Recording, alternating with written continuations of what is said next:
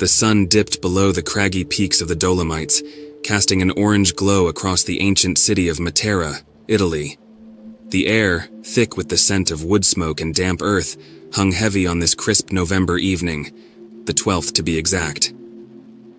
I, Emilia Russo, stood at the precipice of Sassi di Matera, the cave dwellings carved into the mountainside centuries ago. Matera, a UNESCO World Heritage Site, was a place of breathtaking beauty and haunting history. But tonight, it felt different, a prickling unease worming its way beneath my skin. My guide, a weazened old woman named Nonna Sofia, cackled a dry laugh, the sound echoing off the stone walls. "You feel it, don't you, ragazza?" she rasped, her voice like wind rustling through dead leaves. "The whispers of Craco Sassi." Craco Sassi, Old Sassi, was the abandoned section of the cave dwellings. Decades ago, landslides had forced residents to relocate higher up the mountainside. Now, a maze of empty grottos lay shrouded in shadow, a stark reminder of the city's precarious existence. Despite warnings from Nonna Sofia and the locals, a morbid curiosity had drawn me here. We descended a crumbling staircase, the uneven steps slick with moisture. The setting sun cast long, spittery fingers of darkness through the narrow passage, and the air grew colder, clinging with a damp chill. Silence, broken only by the rhythmic tapping of our footsteps, pressed in from all sides. "They say the old ones still roam here, Emilia," Nonna Sofia continued, her voice barely a whisper. "Souls trapped, unable to find peace." I scoffed, trying to lighten the mood. "Ghosts, Nonna. Really?" She stopped abruptly, her milky eyes boring into mine. "There are things, ragazza, that science cannot explain. This place, it holds memories both joyous and terrible, and sometimes..." She leaned closer, her voice dropping to a conspiratorial hiss. "Those memories take form." A shiver ran down my spine. We rounded a bend, and the last rays of sun vanished. Ahead, the cave dwellings loomed like gaping maws in the deepening twilight. The air grew thick, heavy with an unseen presence. A faint, unsettling hum vibrated through the stone, a sound that seemed to resonate deep within my bones. Nonna Sofia pulled out a small lantern, its flickering flame casting grotesque shadows that danced on the rough-hewn walls. We continued our descent, the cavern deepening, swallowing us whole. Each step felt heavier, as if an invisible force was pushing back against my progress. "See here, Emilia," Nonna Sofia said, stopping at a particularly large grotto. The lantern light revealed faded frescoes painted on the wall, depicting scenes of daily life from centuries past. A woman tending a fire, children playing, a man hunched over a workbench. But there was something unsettling about their expressions, a vacantness in their eyes. "They were here when the landslide happened," Nonna Sofia said, her voice hushed, crushed beneath tons of rock. "But some say their spirits linger, trapped in the memories of this place." As she spoke, a gust of icy wind swept through the cavern, extinguishing the lantern flame. Darkness descended upon us, swift and suffocating. Panic clawed at my throat. "Nonna?" My voice trembled in the oppressive silence. "Nonna Sofia?" No answer. I fumbled in my backpack for my phone, its weak flashlight beam cutting through the inky blackness. The air grew colder, the hum more intense. And then, I heard it. A faint scratching sound, originating from the depths of the cave. My heart hammered against my ribs.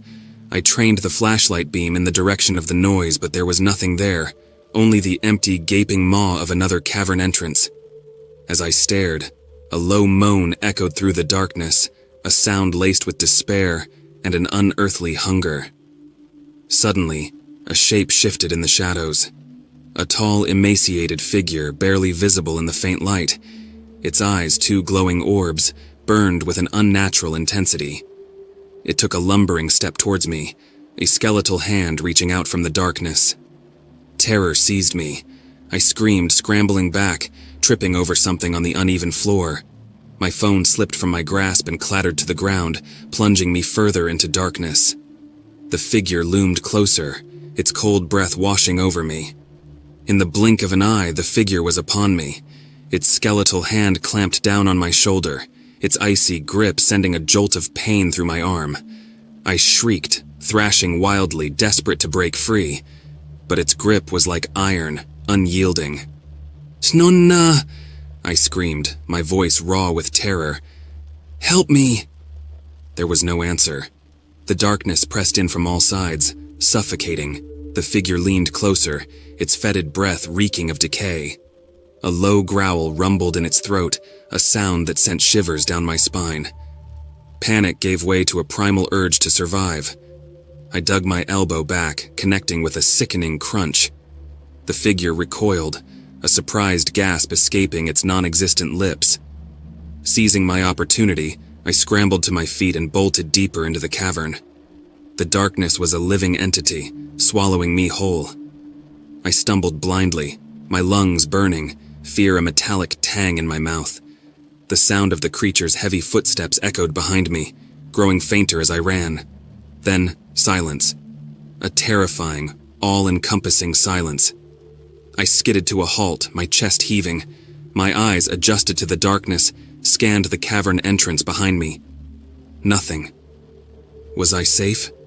The question hung heavy in the air. I knew I couldn't stay here forever. Taking a deep breath, I fumbled in my backpack, desperately searching for anything that could provide light. My fingers brushed against a lighter, a flicker of hope igniting within me. With shaking hands, I flicked the lighter, its tiny flame casting a meager glow. The cavern seemed to stretch on endlessly, a labyrinth of shadows and unseen dangers. I had no idea where I was going, but staying put was not an option.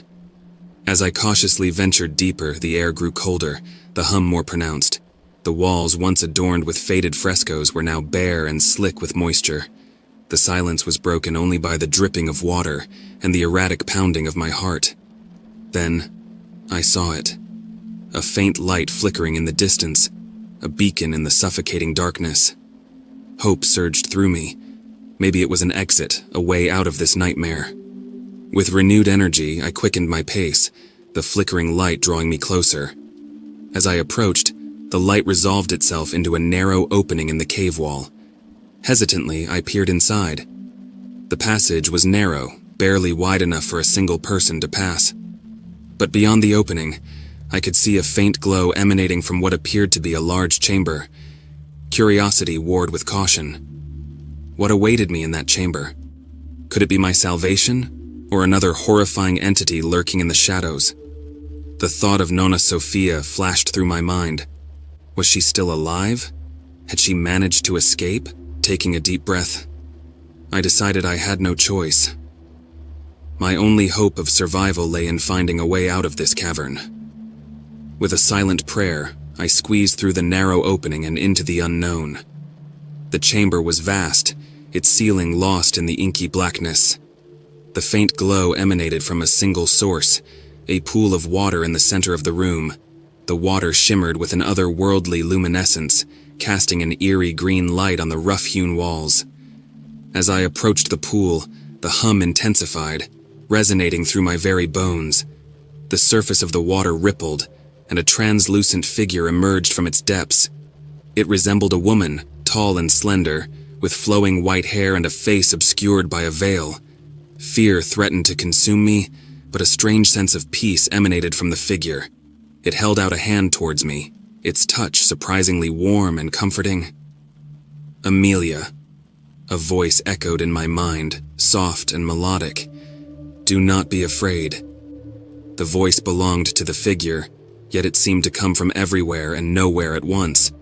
It was a voice filled with ancient wisdom and a hint of sadness. "Who are you?" I stammered, my voice barely a whisper. "I am the memory of this place," the voice replied, "the echo of those who lived and died here." The figure gestured towards the pool of water. "Look within, Amelia," it said. "See the truth of Craco Sassi." Hesitantly, I knelt at the water's edge. My reflection stared back at me, but it was clouded, swirling with images. Scenes flickered by, a family huddled around a fire, a young boy playing with a toy horse, a woman weeping over a lifeless body. The emotions of these forgotten lives washed over me, an overwhelming surge of joy, sorrow, and despair. Then, I saw it. The landslide.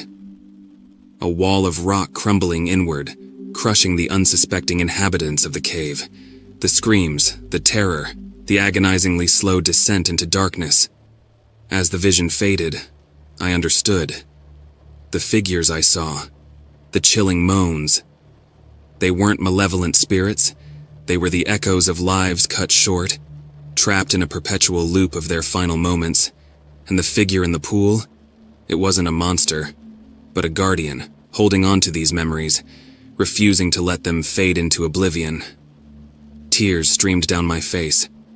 For the first time, I felt a deep empathy for the lost souls of Craco Sassi. They need peace. I whispered, my voice thick with emotion. The figure nodded. They need their story to be told. Suddenly, a faint light appeared at the far end of the chamber. It was Nonna Sofia, her lantern casting a warm glow. Relief washed over me. "Amelia!" she called out, her voice raspy with worry. "Thank goodness you're alive!" I stumbled to my feet and ran towards her, the figure in the pool fading away as I did. We embraced tightly, both shaken but alive.